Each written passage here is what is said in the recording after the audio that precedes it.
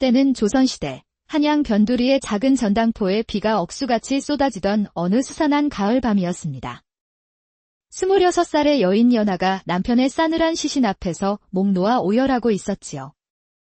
그녀의 남편 박서방은 불과 며칠 전까지만 해도 시장에서 곡물을 파는 건강한 장사꾼이었습니다. 하지만 지금은 차갑게 식은 주검이 되어 방 안에 고요히 누워 있었습니다. 서방님, 제발 눈 좀 떠보세요. 연하가 남편의 손을 붙잡고 흔들어댔지만 돌아오는 대답은 없었습니다. 그들의 불행은 사흘 전 갑자기 들이닥친 이정승 대 카인들로부터 시작되었습니다. 박서방, 우리 주인 어른께 빌린 돈 당장 갚아라. 그런 돈을 빌린 적이 없습니다. 무슨 말씀이시오? 뭐라고? 이 차용증을 똑똑히 보아라. 내 놈의 도장이 찍혀있지 않느냐? 하인들이 내민 차용증에는 박서방의 도장이 선명하게 찍혀 있었습니다. 하지만 그것은 교묘하게 위조된 가짜였습니다. 박서방은 평생 남에게 돈 한 푼 빌려본 적 없는 정직한 사람이었거든요. 이건 가짜요. 내가 언제 이런 큰 돈을 빌렸단 말이오. 닥치고 당장 100냥을 내놓아라. 그렇지 않으면 뼈도 못 추릴 줄 알아. 박서방이 억울함을 호소했지만 막무가내인 그들에게는 소용이 없었습니다. 이정승 대 카인들은 박서방을 마당으로 끌고 가 무자비하게 몽둥이질을 했습니다. 다음에 또 발뺌하면 그땐 죽여버린다. 사흘 안에 100냥을 가져오지 않으면 내 가게와 아내는 모두 우리 것이다. 그날 밤 박서방은 분함과 절망으로 인해 깊은 병을 얻었습니다. 연하야, 미안하다. 내가 무능해서 너까지 고생시키는구나. 박서방은 결국 사흘을 버티지 못하고 억울하게 세상을 떠나고 말았습니다. 분하고 원통해서 눈을 감지 못했지요. 연하는 남편의 마지막 말을 가슴 깊이 새겼습니다.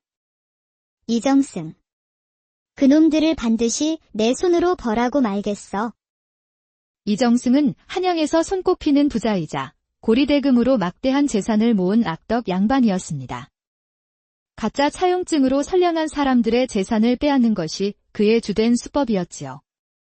남편의 장례를 치른 후 연하는 남편의 원수를 갚기 위해 위험한 계획을 세우기 시작했습니다. 이정승을 상대로 복수하려면 그와 똑같은 방법을 써야 했습니다.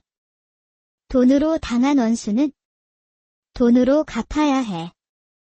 연하는 남편이 남긴 작은 전당포를 물려받아 고리대금업으로 전환하기로 마음먹었습니다. 이정승 그놈이 하는 짓을 나도 똑같이 해보겠어. 먼저 연하는 돈이 급한 사람들을 찾아 한양 시장 곳곳을 돌아다녔습니다. 급하게 돈이 필요하시면 저희 전당포로 오세요. 이자는 조금 비싸지만 즉시 빌려드립니다. 연하의 계획은 단순했습니다. 작은 돈부터 시작해 점점 큰 돈을 굴려 그 돈으로 이정승의 재산을 서서히 갉아먹을 생각이었습니다. 천리 길도 한 걸음부터라고 했지? 처음에는 쌀가마니를 담보로 돈을 빌려주기 시작했습니다. 이자는 월 3푼으로 상당히 높은 편이었지요. 하지만 당장 돈이 급한 사람들에게는 다른 선택의 여지가 없었습니다. 감사합니다, 마님. 은혜는 꼭 갚겠습니다. 차츰 연하의 전당포에 대한 소문이 한양 바닥에 퍼지기 시작했습니다. 저기 가면 까다로운 절차 없이 즉시 돈을 빌려준다더라. 이자는 비싸지만 급할 때는 어쩔 수 없지. 점점 더 많은 사람들이 연하를 찾아왔지만 연하의 진짜 목표는 따로 있었습니다. 바로 이정승 댁 사람들을 고객으로 끌어들이는 것이었지요. 복수는 천천히, 그리고 확실하게 해야 해. 몇 달이 지나자 연하의 전당포는 제법 규모가 커졌습니다. 이제 조금씩 이정승의 주변을 파고들 때가 된 것이지요. 연하의 눈에 차가운 복수의 불꽃이 타오르기 시작했습니다. 연하가 고리대금업을 시작한 지 반년이 지났을 무렵이었습니다. 어느 날 28살 정도로 보이는 준수한 외모의 젊은 양반이 전당포를 찾아왔지요. 혹시 돈을 좀 빌릴 수 있을까요? 연하가 그를 자세히 살펴보았습니다. 옷차림은 양반이지만 옷이 많이 낡아 있었습니다. 얼마나 필요하십니까? 50냥 정도면 될 것 같습니다. 50냥은 상당한 거금이었습니다. 연하의 눈이 가늘어졌습니다. 담보는 무엇으로 하시겠습니까? 가진 것이 이것밖에는. 남자가 품에서 꺼낸 것은 값비싸 보이는 옥패 하나였습니다. 연하가 그 옥패를 보는 순간 가슴이 철렁 내려앉았지요. 옥에 새겨진 문양이 낯이 걷기 때문입니다. 실례지만 성함이 어떻게 되십니까? 이승우라고 합니다. 남자의 대답에 연하의 온몸에 소름이 돋았습니다. 이승우, 그는 바로 원수 이정승의 외아들이었습니다. 원수의 아들이 제 발로 덫에 걸어 들어온 것이었습니다. 연하는 애써 마음을 가다듬고 태연하게 말했습니다. 좋습니다. 50냥을 빌려드리지요. 정말입니까? 감사합니다. 정말 감사합니다. 이승우가 안도의 한숨을 내쉬었습니다. 그런데 무슨 급한 일이라도 있으신가요? 연하가 자연스럽게 묻자 이승우의 표정이 어두워졌습니다. 말씀하기 불편하시면 안 하셔도 됩니다. 이승우가 잠시 망설이더니 조심스럽게 입을 열었습니다. 사실 아버지와 사이가 좋지 않습니다. 아버지의 사업 방식에 동의할 수 없어서요. 연하의 귀가 쫑긋해졌습니다.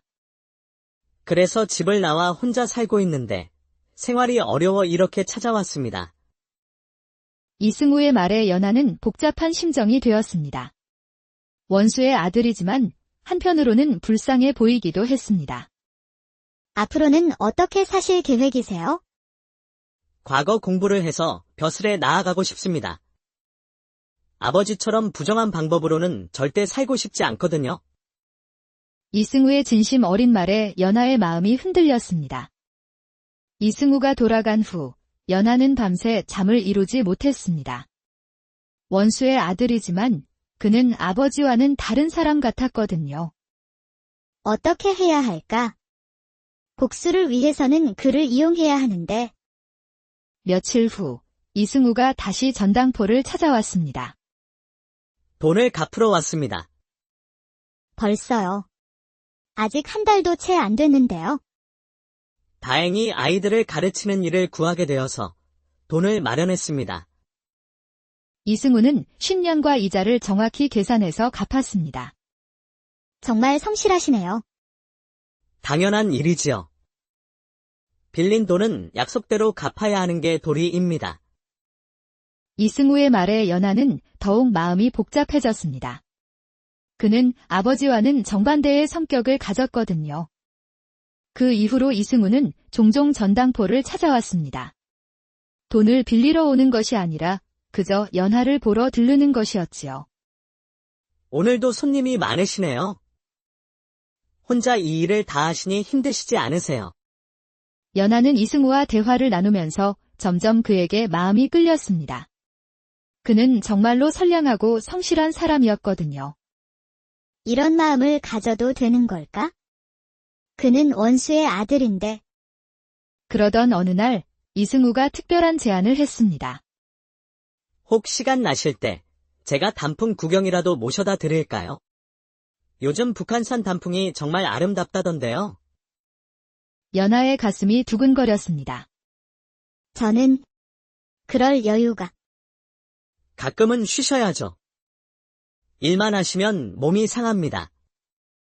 이승우의 따뜻한 배려에 연하의 마음이 흔들렸고 결국 그의 제안을 받아들였습니다. 그럼 내일 해질 무렵에 북한산 자락에서 뵙지요. 하지만 연하의 마음 한편에는 여전히 복수의 불꽃이 타오르고 있었습니다. 이승우를 통해 이정승의 약점을 찾아야 해. 사랑은 나중이고 복수가 먼저야. 그날 밤 연하는 남편의 영정 앞에 앉아 있었습니다. 서방님, 미안해요. 원수의 아들에게 마음이 끌리다니. 하지만 복수는 꼭 해낼게요. 다음 날 해질 무렵 연하는 약속 장소인 북한산 자락으로 향했습니다. 평소 입던 소박한 옷 대신 곱게 빗은 머리에 깨끗한 치마 저고리를 입고 나왔지요. 북한산 입구에는 이미 이승우가 그녀를 기다리고 있었습니다. 그도 평소보다 단정하게 차려입은 모습이었습니다. 오셨군요. 기다리셨어요. 아니에요. 저도 방금 왔습니다. 이승우가 환한 미소를 지으며 말했습니다. 두 사람은 나란히 산길을 오르기 시작했지요. 붉게 물든 가을 단풍이 온 산을 아름답게 수놓고 있었습니다. 정말 아름답네요. 연하가 감탄하며 주위를 둘러보았습니다. 전당포 일에만 매여 있다 보니 이런 풍경을 본 지가 참으로 오래였습니다. 그렇지. 저도 힘들 때마다 이곳에 와서 마음을 달래곤 합니다.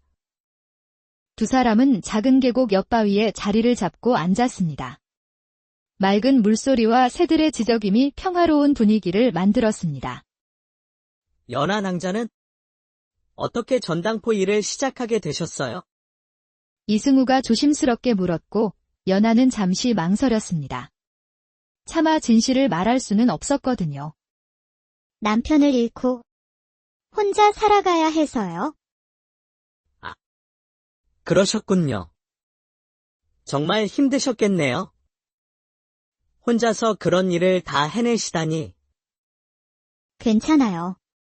이제는 익숙해졌어요. 저도 가족과 떨어져 혼자 사니 그 외로움을 조금은 압니다. 가족과 사이가 안 좋으시다고 하셨죠? 연하가 슬쩍 화제를 돌리자 이승우의 얼굴이 다시 어두워졌습니다. 아버지가 하시는 일, 마음에 들지 않아서요. 어떤 일을 하시는데요?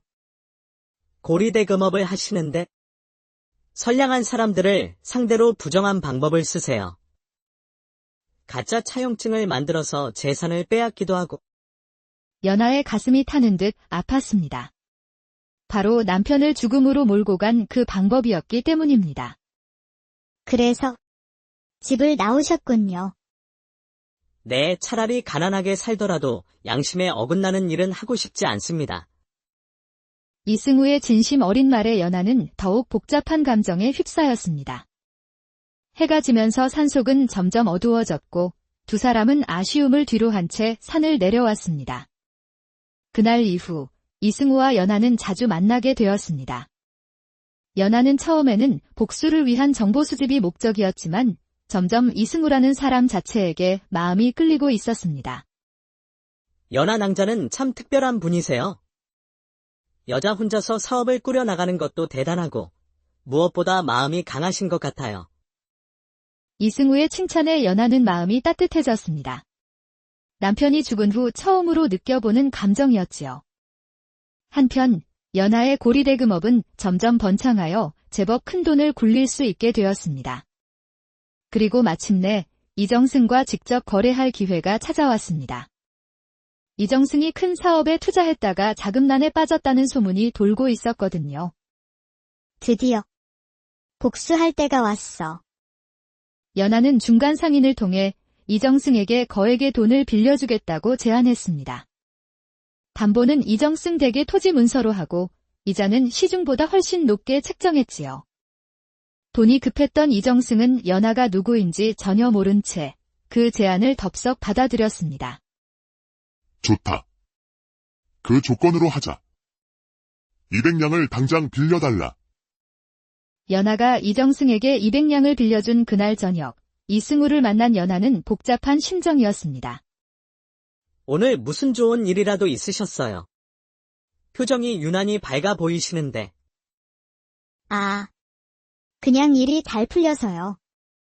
연하는 차마 이승우에게 그의 아버지를 상대로 복수를 시작했다고 말할 수 없었습니다. 저는 내년 봄 과거에 응시할 생각입니다. 합격하면 꼭 정의로운 관리가 되고 싶어요. 이승우의 꿈을 듣자 연하의 가슴이 아려왔습니다. 꼭 성공하실 거예요. 제가 응원할게요. 한 달 후, 이정승은 약속한 이자만 가져왔을 뿐 원금 상환은 계속 미루었습니다. 조금만 더 시간을 다오. 큰 거래가 성사되면 바로 갚겠다. 연하는 이정승의 속셈을 알고 있었습니다. 시간을 끌면서 다른 방법을 찾으려는 것이었지요. 좋습니다. 하지만 이자는 계속 불어난다는 것을 잊지 마십시오. 2달, 3달이 지나면서 이자는 눈덩이처럼 불어났고 이정승은 점점 곤란한 상황에 빠졌습니다. 연하는 이정승을 더욱 압박하기 시작했습니다. 이제 원금과 이자를 합쳐 300냥이 되었습니다. 더 이상은 기다릴 수 없으니 약속한 토지 문서를 내놓으시지요. 궁지에 몰린 이정승은 비열한 수를 썼습니다. 이 여자는 불법 고리대금업자다. 당장 관청에 신고해서 전현을 잡아들여라. 이정승이 매수한 관리들 때문에 며칠 후 관청 포졸들이 연하의 전당포로 들이닥쳤습니다. 연하. 불법 고리대금 혐의로 너를 체포한다. 무슨 근거로 이러십니까? 모든 거래는 합법적으로 이루어졌습니다. 닥치고 따라와. 포졸들이 연하를 거칠게 끌고 가려는 순간 이승우가 나타났습니다. 잠깐. 이게 무슨 짓입니까? 이 여인이 무슨 죄를 지었다고 함부로 대하는 것이요.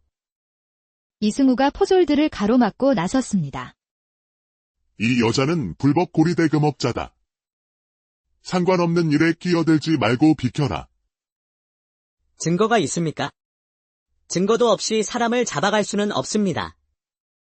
법에 따라 처리하시오. 포졸 중 하나가 이정승의 아들인 이승우를 알아보고는 당황하여 물러났습니다. 포졸들이 물러간 후 이승우가 연하에게 물었습니다. 연하 낭자, 정말 제 아버지와 거래를 하셨던 건가요?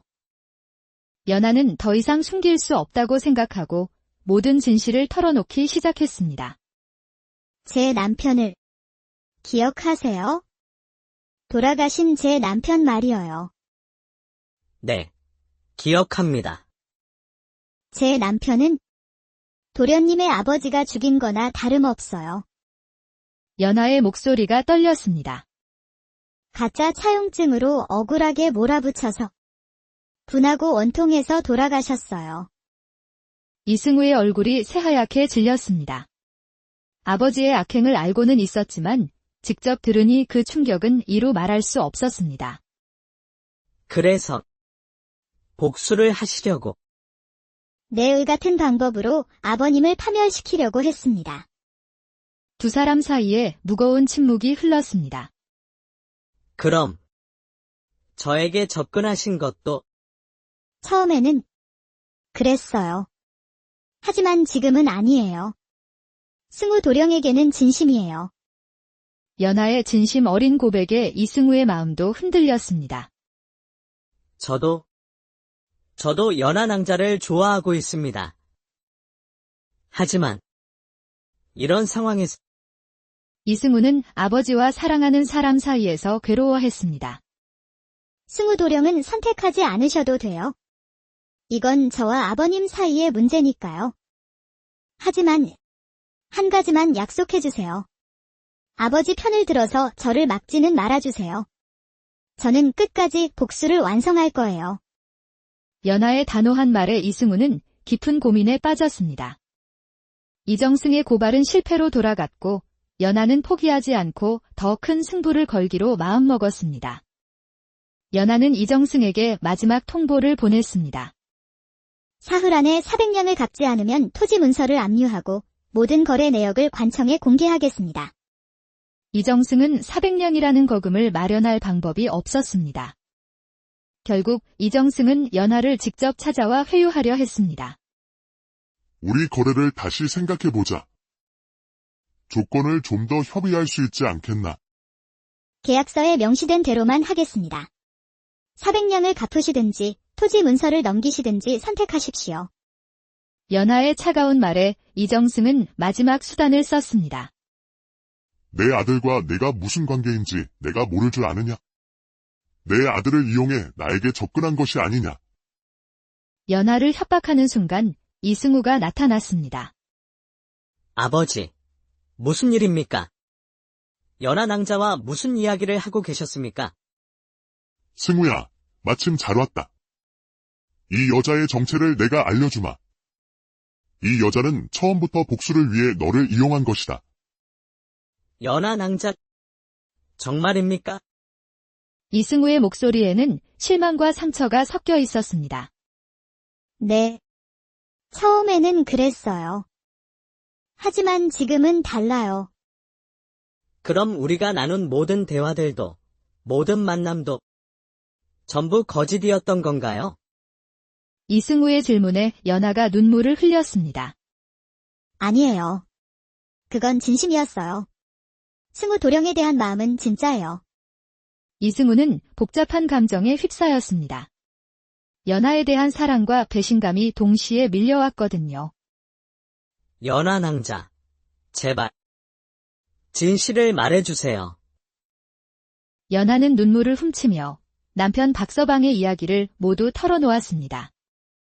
처음에는 복수가 목적이었지만 승우 도령을 만나면서 마음이 바뀌었어요. 아버님을 미워하지만 도련님까지 미워할 수는 없더라고요.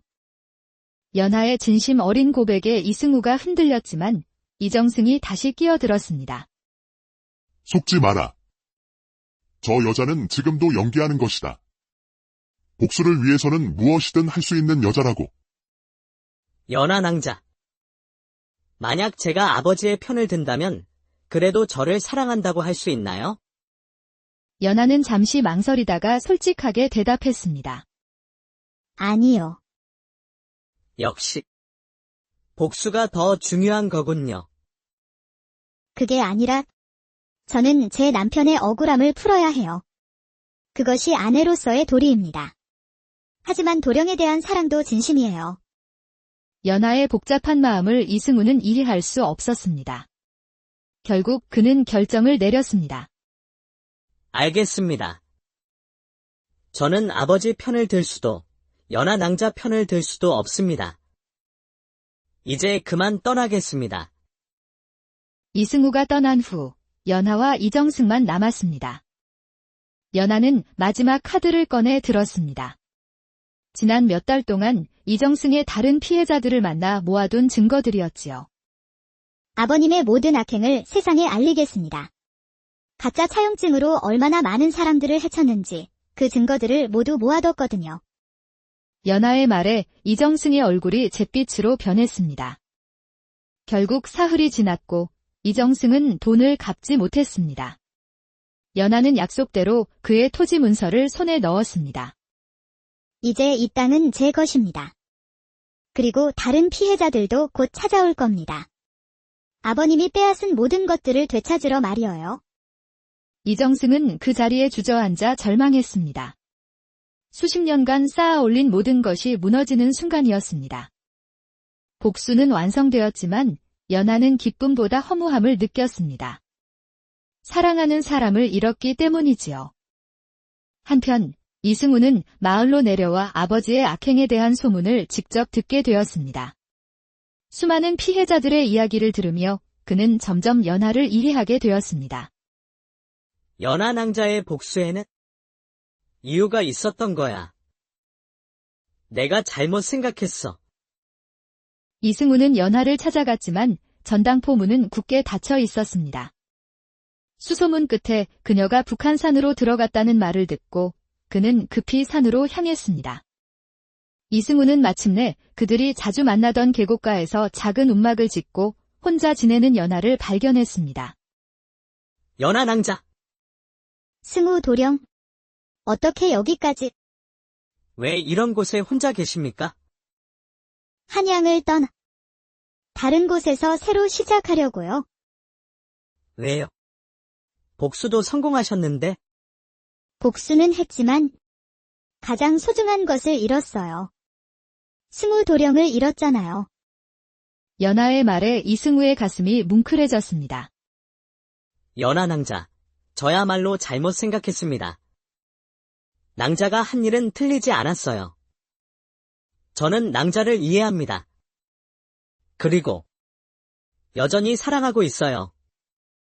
이승우의 고백에 연하의 눈에서 참았던 눈물이 흘러내렸습니다. 승우 도령, 저도 저도 도련님을 사랑해요. 두 사람은 서로를 꼭 끌어안았습니다. 계곡물 소리와 새들의 지저귀만이 그들을 축복하는 듯 했습니다. 이제 모든 게 끝났어요. 우리 함께 새로 시작해요. 며칠 후, 두 사람은 산에서 내려와 새로운 계획을 세웠습니다. 연하는 고리대금업으로 모은 돈으로 어려운 사람들을 돕는 일을 하자고 제안했습니다. 두 사람은 한양 변두리에 작은 건물을 얻어 의로운 대부소라는 간판을 걸었습니다. 이자는 아주 적게 받거나 정말 어려운 사람들은 무료로 도와주었지요. 그러던 어느 날 모든 재산을 잃고 완전히 초라해진 이정승이 그들을 찾아왔습니다. 미안하다. 내가 모든 것을 잘못했다. 뜻밖의 진심 어린 사과에 두 사람은 놀랐습니다. 연하, 너에게도 정말 미안하다.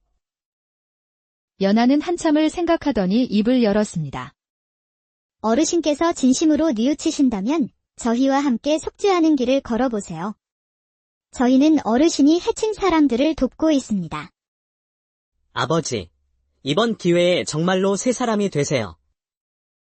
과거의 잘못을 바로잡는 일에 함께해요. 이정승은 눈물을 흘리며 고개를 끄덕였습니다. 고맙다. 정말 고맙다. 평생 속죄하며 살겠다. 그 이후 세 사람은 함께 대부소에서 일하며 어려운 사람들을 도왔습니다. 한 달 후 연하와 이승우는 소박하지만 따뜻한 결혼식을 올렸습니다. 마을 사람들이 모두 진심으로 축하해 주었지요. 1년 뒤 두 사람 사이에 예쁜 딸이 태어났습니다. 아이의 이름은 선아라고 지었지요. 시간은 흘러 그들의 선행은 나라 전체에 알려졌고 임금은 그들을 궁으로 불러 직접 칭찬하고 큰 상을 내렸습니다. 복수로 시작된 한 여인의 이야기는 사랑과 용서를 통해 수많은 사람들의